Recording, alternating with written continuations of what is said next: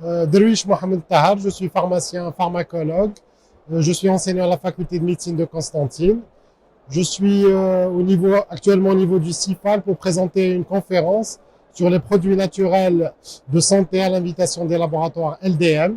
Ça sera l'occasion de présenter ce type de produits à la communauté pharmaceutique et scientifique.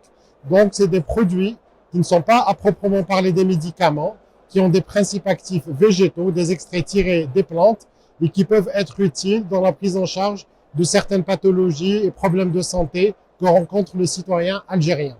Le but est de présenter qu'il est tout à fait possible de concilier la rigueur d'une industrie pharmaceutique avec un extrait d'origine naturelle pour avoir à la fois un produit sûr pour la population et efficace, susceptible d'améliorer leur bien-être et leur santé. Contre la progression du nombre de pays qui se dotent de politiques publiques de promotion des médecines traditionnelles et alternatives, principalement à base de plantes. On est jusqu'à une centaine de pays à l'orée des années 2020. Donc, une grande partie de la planète se convertit à ce type de politique. Malheureusement, l'Algérie, comme vous le constatez, est un petit peu à la traîne. Donc, les autorités et les opérateurs doivent collaborer parce que c'est un acteur clé, c'est la puissance publique qui promulgue la réglementation, avec bien sûr un engagement des laboratoires fabricants dans la promotion d'un cadre réglementaire et le respect de ce dernier. Donc cette collaboration est plus que nécessaire.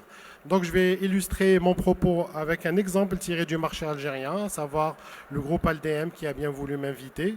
Donc il s'est doté en plus des médicaments classiques d'une gamme de produits conseils proposés en officine pharmaceutique, principalement des produits parapharmaceutiques destinés à la santé familiale, formulés à base de compléments d'éléments naturels, vitaminiques, nutritifs et bien sûr ce qui nous intéresse, des extraits végétaux. Donc, un exemple de ces produits, il y a le sirop Fitou. C'est un sirop pour la toux à base d'actifs végétaux avec une triple composition en extrait de thym, de feu d'hélière et de pélagronium. Une efficacité de ces extraits a été établie sur le plan aussi bien scientifique que clinique.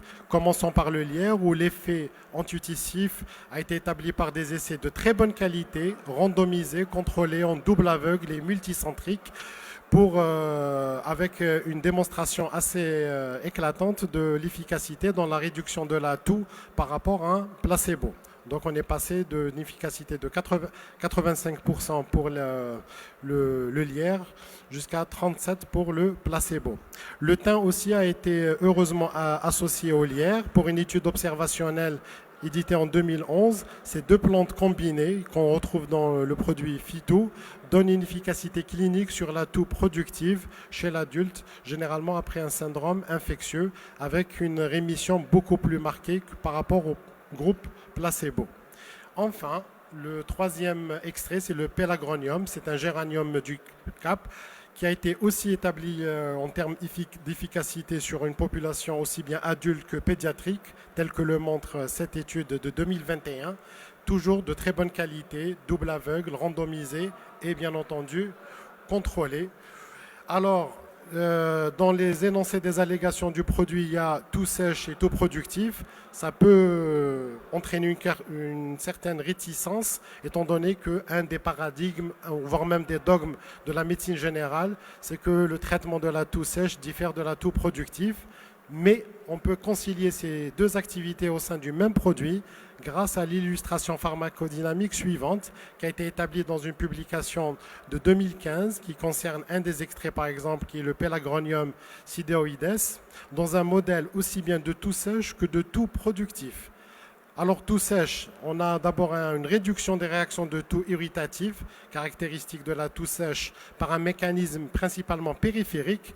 Donc on n'est pas dans les mêmes mécanismes que les antitussifs morphiniques centraux type codéine qui sont eux déconseillés en cas de toux productive. Par contre, la toux productive sera prise en charge par un effet sécrétolytique type mucolytique qui permet de constater de manière optimale une évacuation plus grande du mucus. Donc ça présente un intérêt évident dans le traitement ou la prise en charge des toux productifs. Donc ces deux actions, rationnellement, sont tout à fait conciliables et les publications scientifiques sont là pour le démontré. La sécurité, on se pose toujours, et quand on parle de sécurité, on pense toujours aux populations les plus fragiles. C'est le cas par exemple des nourrissons, c'est-à-dire tout simplement les sujets de moins de 24 mois. Si jamais le clinicien juge pertinent de faire une prescription, il pourrait le faire avec des garanties de sécurité favorables concernant les extraits énoncés dans le produit phyto. Alors les argumentaires sont multiples. D'abord, il y a eu des essais cliniques qui ont inclus des sujets de moins de 2 ans et qui n'ont révélé aucune contrainte attendue des produits antitussifs tels que l'encombrement bronchique chez le nourrisson. Donc il n'y a aucun problème signalé durant ces essais. Les mécanismes d'action, contrairement aux mucolytiques purs qui causent justement cet encombrement, et n'est pas retenu ici pour ces extraits. Les mécanismes sont multiples et souvent périphériques. Et enfin, un des extraits, à savoir le lierre, possède un effet bronchodilatateur qui permet aux nourrissons d'avoir moins de risques d'avoir un encombrement bronchique par stimulation des récepteurs bêta-2 bronchiques, donc un mécanisme comparable à celui du salbutamol que les pédiatres connaissent très bien et l'utilisent abondamment chez la population pédiatrique. Enfin, le défi de la qualité. Donc, c'est un sirop. Donc, il a une valeur pharmaceutique liée bien sûr à sa fabrication selon des standards rigoureux pharmaceutiques et avec des dosages adaptés à chaque indication. L'indication pédiatrique aura un dosage différent de l'indication chez l'adulte. Et enfin, le sucre utilisé n'est pas le saccharose, mais généralement des sucres avec un pouvoir hypocalorique qui permet d'utiliser en grande sécurité chez les sujets même souffrant de diabète.